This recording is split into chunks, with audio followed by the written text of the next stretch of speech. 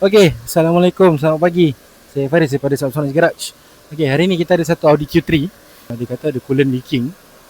Okey, so dia masuk untuk buat checking. Kita dah check, kita nampak dekat dia punya water pump dia leaking. So dia proceed job hari ni. Kita ada buat checking yang lain pun, enjin dia agak teruk. So kita bagi tahu dekat owner untuk ni overhaul. Okey, tapi jawapan yang kita dapat daripada owner owner ni baru je overhaul bulan 10 tahun lepas 2025. So kita orang pun macam pelik lah sebab tiba-tiba tengok condition engine macam tak nampak macam kena overhaul. Warranty ke apa ke tu dia dengan bengkel lama lah, sebab kita tak boleh nak tanggung benda tu. Tapi kalau owner cakap nak proceed, nak buat overhaul lagi sekali dekat sini, kita akan buat lah. Okay? Kita akan make sure kereta semua cun-cun baik ya. Kita tak nak lah benda-benda macam ni jadi. Okay?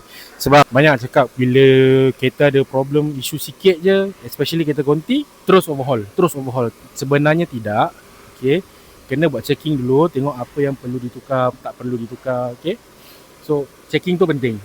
So apa-apa hal, kalau korang nak checking kereta, nak hantar kereta, nak servis, nak overhaul, nak tukar timing chain ke apa ke, okay, boleh datang kat sini, Subsonic Garage, dekat Bukit Jelutong, nombor 16 Jalan Astaka. Kita akan check dulu, kita akan diagnose dulu kereta, and then baru kita akan bagi tahu apa yang perlu dibuat lah. Okay, ciao.